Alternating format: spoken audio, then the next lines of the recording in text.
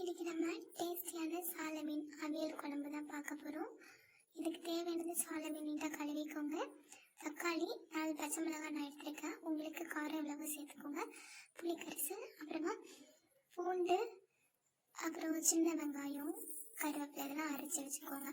இப்போது அந்த பாத்திரத்தில் அந்த அரைச்சி வச்ச விழுது சின்ன வெங்காயம், கருவேப்பிலை, சீரகம், பூண்டு இதெல்லாம் சேர்த்துட்டு அப்புறம் கரிச்சி வச்ச புளி அதையும் சேர்த்துக்கோங்க.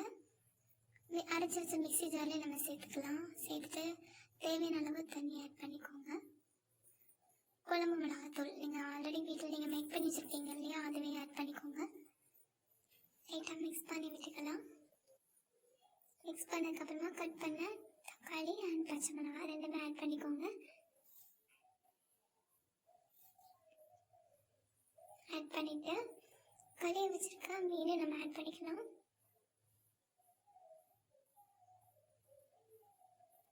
ஆட் பண்ணிவிட்டு லைட்டாக மிக்ஸ் பண்ணதுக்கப்புறமா தேவையான அளவு உப்பு சேர்த்துக்கிறேன்.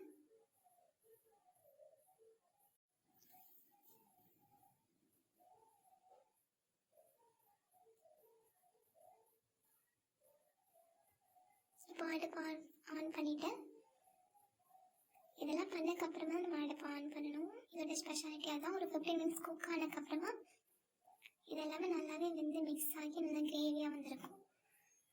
இதை வந்துட்டு மீன் குழம்பு மாதிரி இல்லை, இது வேறு மெத்தடில் பண்ணலாம். தேங்காய் வைக்காமல் உள்ளி மட்டும் வச்சு அரைச்சி பண்ணுறது தான் அவியல். இதை நீங்கள் ட்ரை பண்ணி பாருங்கள், டிஃப்ரெண்ட்டாக இருக்கும். மீன் குழம்பு பிடிக்காதவங்க சொல்கிறவங்களும் இதை ட்ரை பண்ணால் சூப்பராகவே சாப்பிடுவாங்க.